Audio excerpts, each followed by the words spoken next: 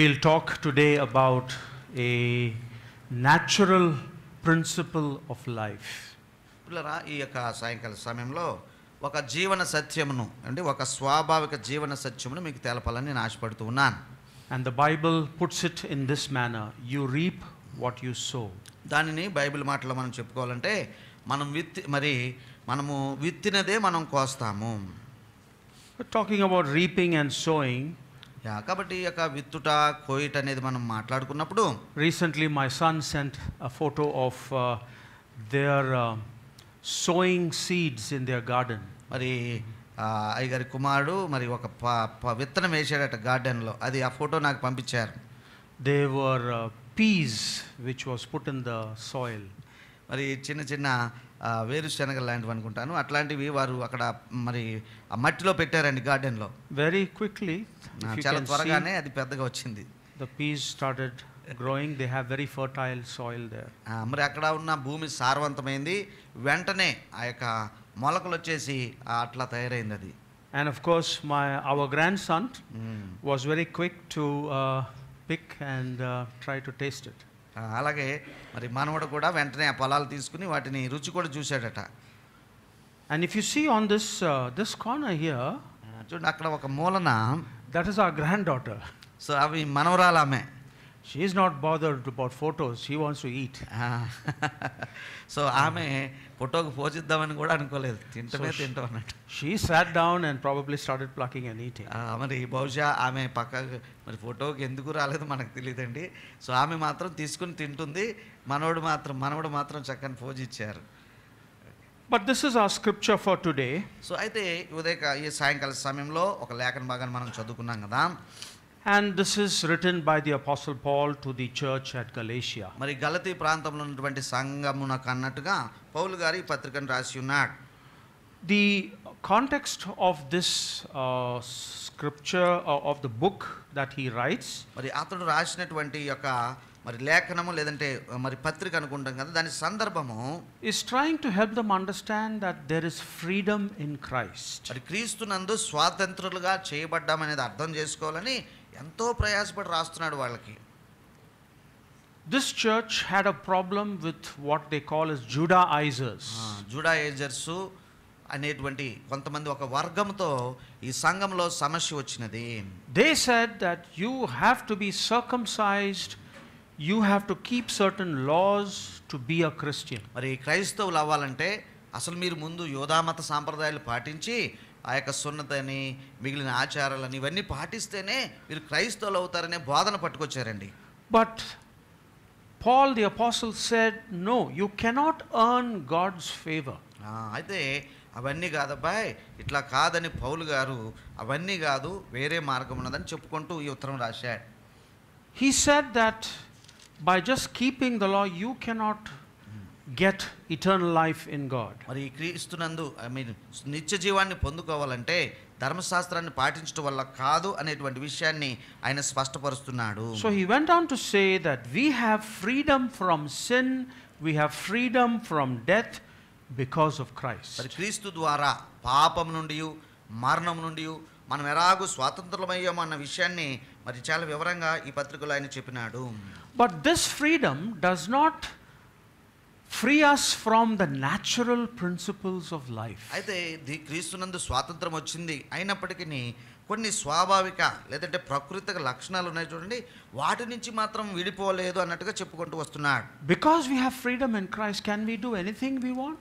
మరి క్రీస్తునందు స్వాతంత్రం ఉంది నిజమే, అలాగని చెప్పి మనం ప్రతిదీ చేయడానికి మనకు అవకాశం ఉంటుందా?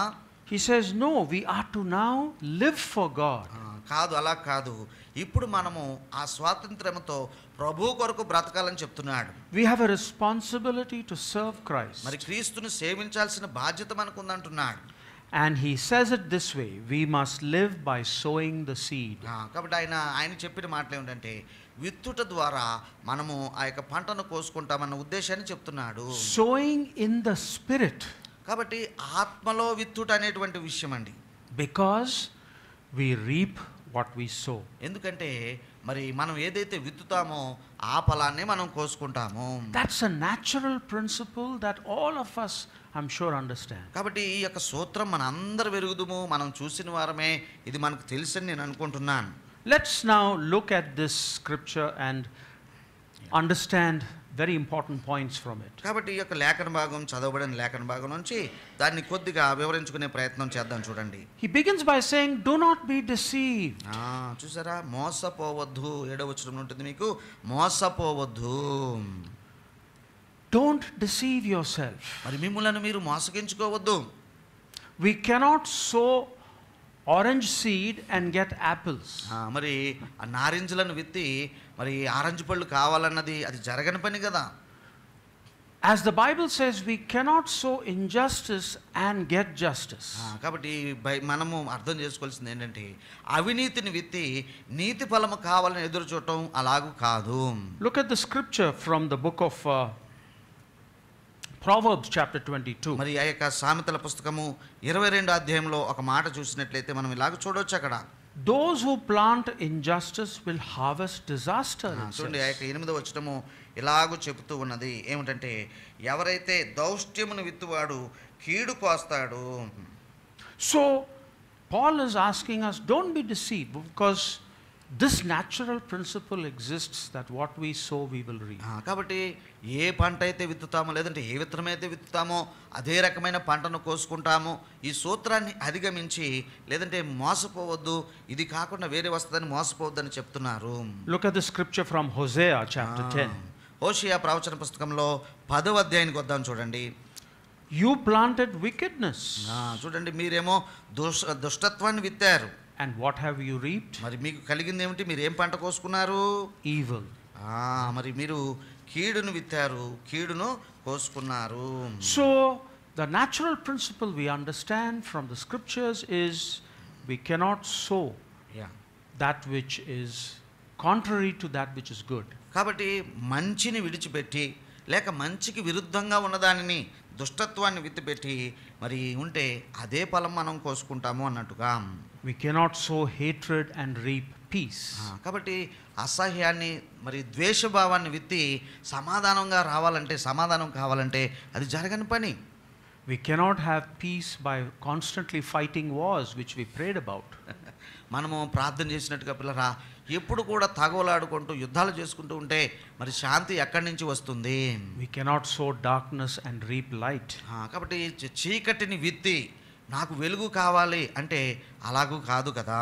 We cannot sow unforgiveness and reap mercy. కాబట్టి నీవేమో ఎవరిని క్షమించవు, నీకేమో అందరూ కనికరం చూపాలని ఆశించడం కూడా అది కూడా సరికాదు.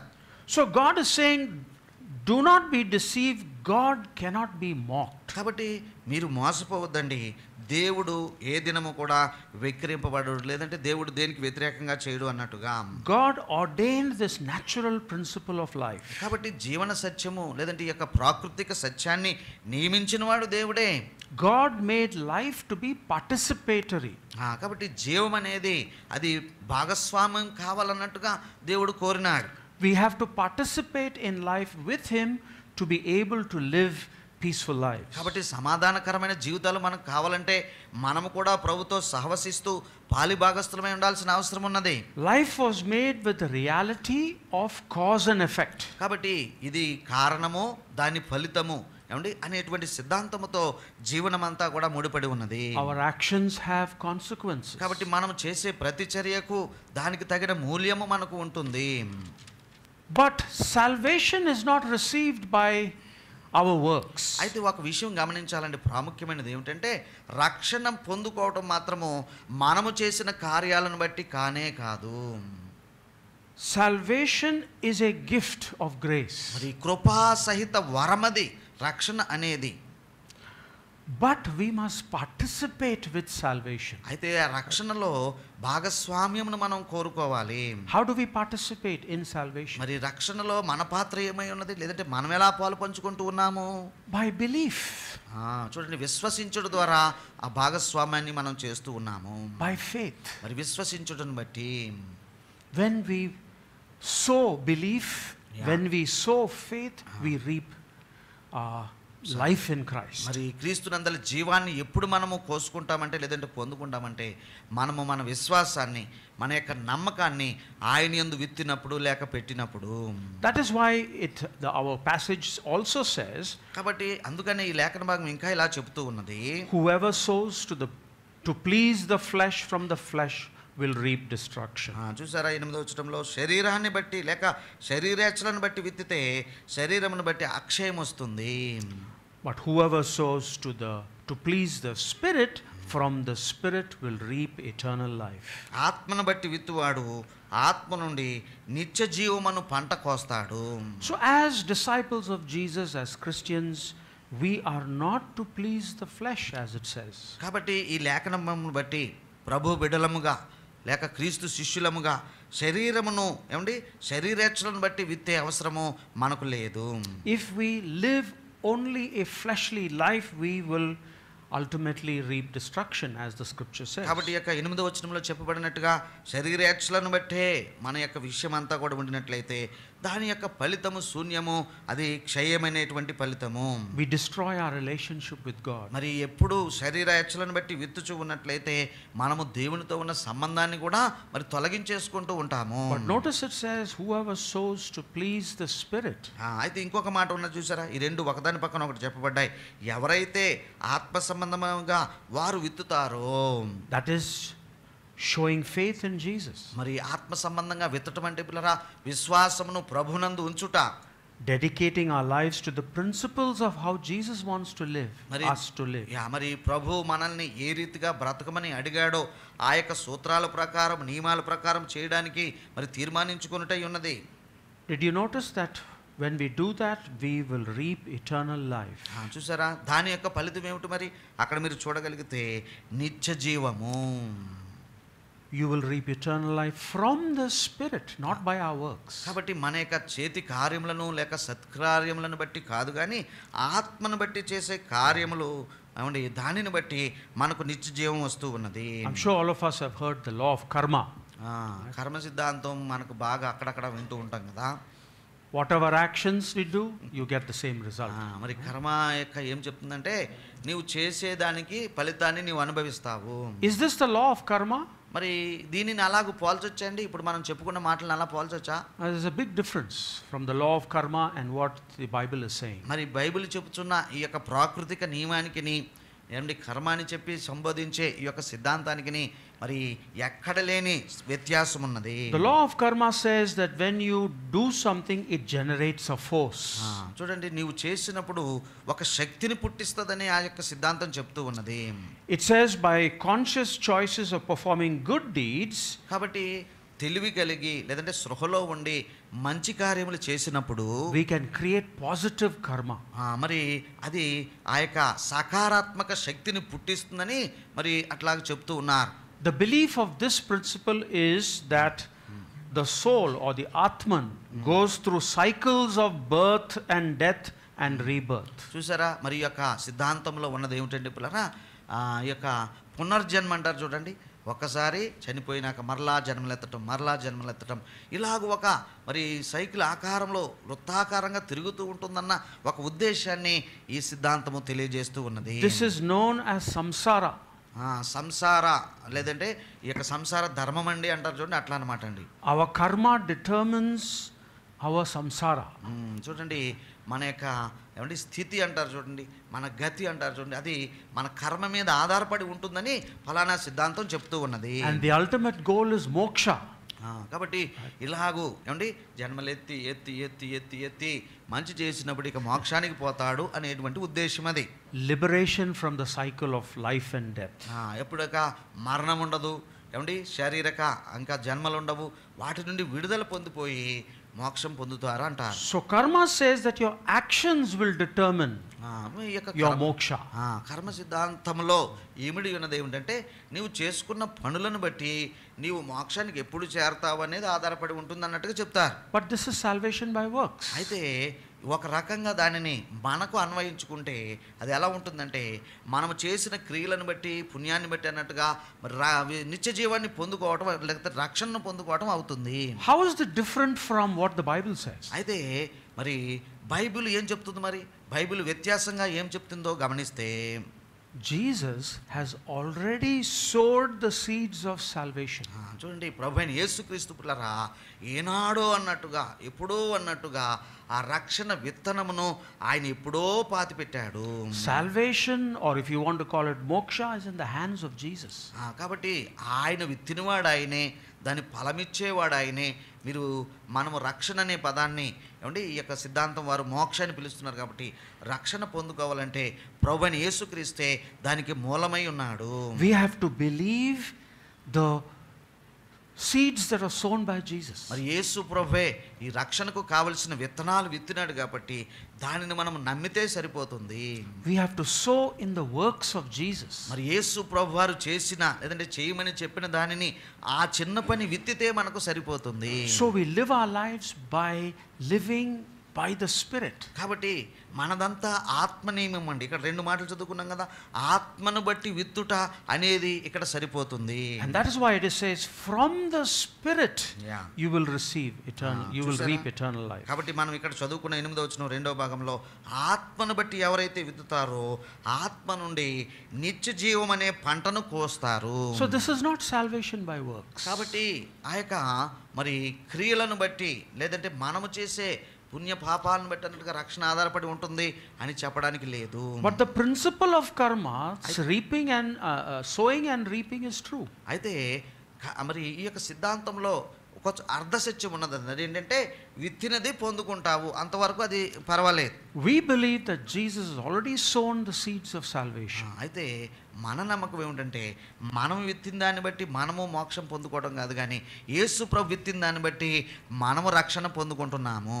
So he invites us now to sow the seeds into his life.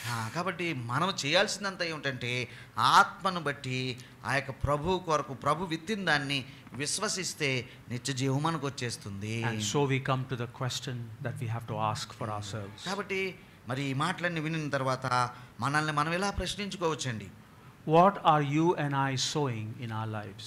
మన జీవితాలలో మనం ఏది విత్తుచూ ఉన్నాము? Are we sowing the seeds of belief and faith? మరి విశ్వాస విత్తనాన్ని ఏమండి మరి ప్రభునందలి విశ్వాసము నమ్మకమనే విత్తనాన్ని విత్తగలుగుచున్నామా? Are we sowing coming to Jesus and sowing in the works of Jesus? మరి యేసు ప్రభు వారి దగ్గరకు వస్తున్నామనేది విత్తుతున్నామా? ఆయన క్రియలలో పాలు పంచుకుంటున్నామనేది విత్తుచున్నామా? Are we sowing the seeds of peace and kindness and compassion? కనికరము, దయ, ఏమండి ప్రేమ కలిగిన విత్తనాలనే మనం విత్తగలుగుచూ ఉన్నామా? Because Jesus stands for peace and kindness and compassion. కాబట్టి కనికరము, జాలి, దయలనే వాటి కొరకే ప్రభువైన యేసుక్రీస్తు ఆయన ఆధారభూతుడై ఉన్నాడు. అవి విత్తవలసి ఉన్నది. Are we sowing the seeds of service and helping and contributing? కాబట్టి చేయి చాపడం అండి, మరి సహాయము చేయటం, ఎవరికైనా ఆదుకోవటం అనే విత్తనాలు మనం విత్తగలుగుచున్నామా? Because Jesus stands for all of this. ఎందుకంటే ఇప్పుడు చెప్పబడిన వీటన్నిటికీ ప్రభువైన యేసుక్రీస్తు వారి యొక్క మద్దతు ఉన్నదండి. Are we sowing goodness towards others? చూడండి, ఇతరుల పట్ల మంచి చేయాలన్న ఉద్దేశాన్ని మనం విత్తగలుగుచున్నామా? That is what we are told in verse 10. Therefore, కాబట్టి as we have opportunity, let us do good to all people. కాబట్టి ఈ యొక్క మరి 10వ వచనంలో అదే ఉన్నదండి. కాబట్టి మనకు సమయము దొరికిన కొలది అందరి ఎడలను మంచి చేయాలి. That is what we sow in our lives. మన జీవితాలలో మనము విత్తవలసినది ఈ విషయమై ఉన్నది. Good to all people. కాబట్టి మన విశ్వాసులందరికీ ఏమండి మనుషుల పట్ల అందరికీ మేలు చేసే విత్తనాలు మనం విత్తాలి. No matter what background he or she comes from, or race or caste or whatever. చూడండి, మనకు చెప్పుకోదగిన భేదాలు ఎన్నో ఉంటాయి. రంగు, ఏమండి మతము, సాంప్రదాయాలు, ఎట్టి విధమైనటువంటి ఎటువంటి వారైనా ఆ భేదములు ఏమీ లేవు. అందరికీ మంచి చేయాలి. But it specifically says especially to those who belong to the family of believers. ఆ యొక్క వచనము 2వ భాగంలో ప్రత్యేకంగా ఒకరి గురించి చెప్పబడిందండి.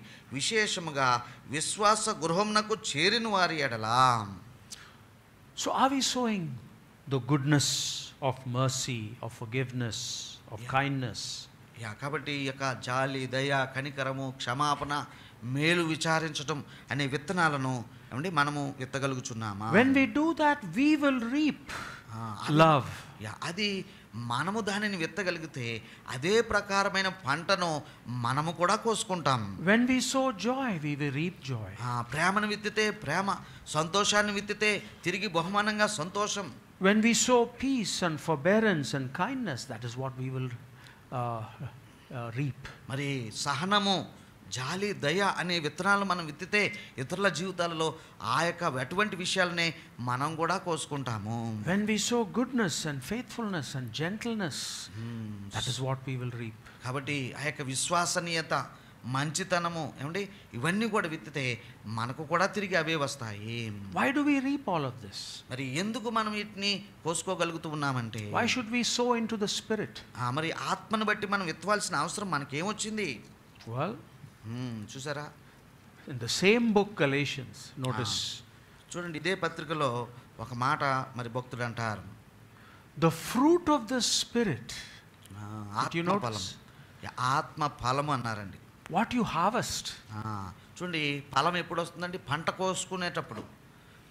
What you reap. మరి మీరు ఏదైతే కోసి పంటగా మరి పొందుకుంటారో అది.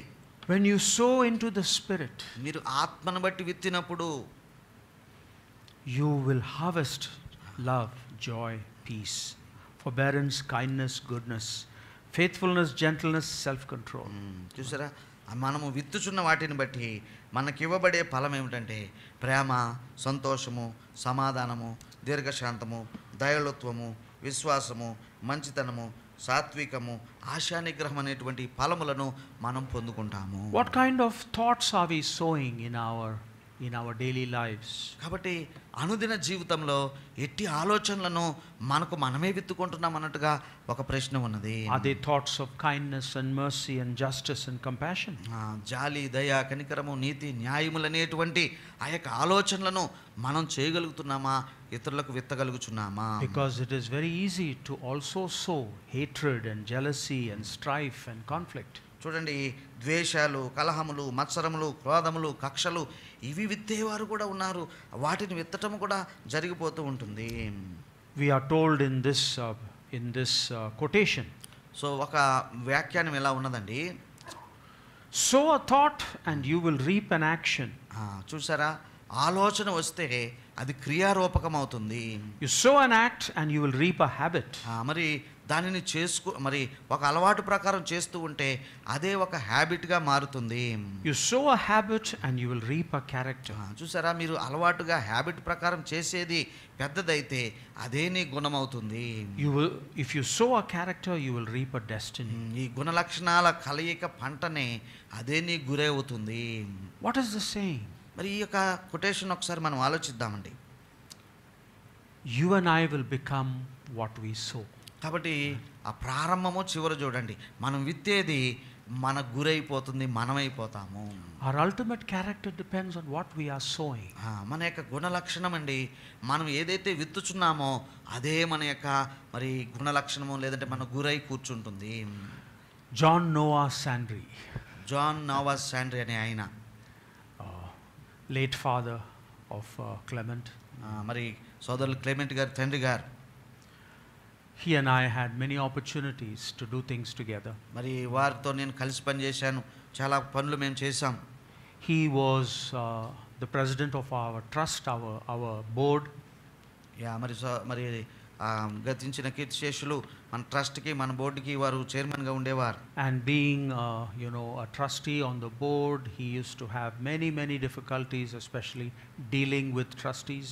మరి అలాగే బోర్డు సభ్యులుగా ట్రస్ట్ సభ్యులతో వేరు వ్యవహారాల్లో చాలా కష్ట పరిస్థితులు ఉండినవి. He used to get very nasty letters from trustees. మరి ఆ యొక్క ట్రస్ట్ సభ్యుల దగ్గర నుండి మరి ఏవేవో ఉత్తరాలు వచ్చేసేవి, ఏవేవో మరి విషయాలు చెప్తూ ఉండేవారు. But every time he got a nasty letter, he used to hit back. So ప్రతిసారి వారు మరి విరుద్ధ భావంతో ఏదైనా విషయాన్ని గట్టిగా అడిగినప్పుడు ఈయన కూడా అలాగే సమాధానం చెప్తూ ఉండేవారు. If he got a hateful letter, he used to write back a hateful letter. ఎవరైనా ద్వేషిస్తూ రాసినట్లయితే ఈయన కూడా అలాగే ద్వేషభావంతో రాసేవారు. He was constantly sowing hatred and jealousy and all of those things because that was what he was getting.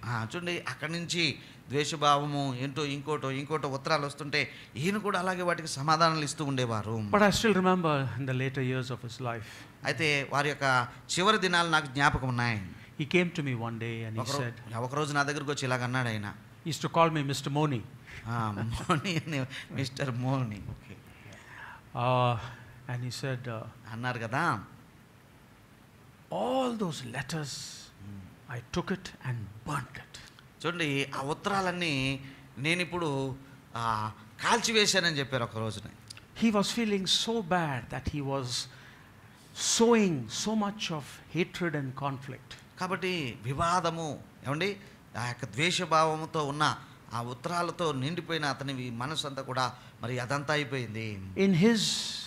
In his understanding, he felt he was sowing forgiveness by burning those letters. ఆ యొక్క ఉత్తరాలన్నింటినీ అగ్నికి ఆహుతి చేసినప్పుడు తన ప్రాణం ఎంతో ప్రశాంతతను అనుభవించిందని నాకు ఒకసారి చెప్పడం జరిగింది. I believe that as he sowed forgiveness, చూసారా, ఆయన క్షమాపణను విత్తినప్పుడు he died forgiven. మరి ఆయన కూడా దానిని పొందుకొని క్షమించబడి వారు పరమపదించారు. By extending forgiveness, మరి వారు ఆ యొక్క క్షమాపణను పంచిపెట్టారు. by removing that hatred from his heart, మరి తన యొక్క హృదయంలో ఉన్న ఆ ద్వేషభావాన్ని అంతటిని వారు తీసివేసుకున్నారు. he died in peace. మరి ఆయన ప్రశాంత వాతావరణంలో అన్నట్టుగా మరి శాంతియుతంగా వారు మరణించారు. Is there someone we have to forgive? మరి నీవు నేను ఎవరినైనా క్షమించాల్సి ఉన్నదా? Is there someone you have to show kindness to? మరి ఎవరికైనా దయా జాలి చూపించాల్సిన మనుషులు నీ జీవితంలో ఉన్నారా?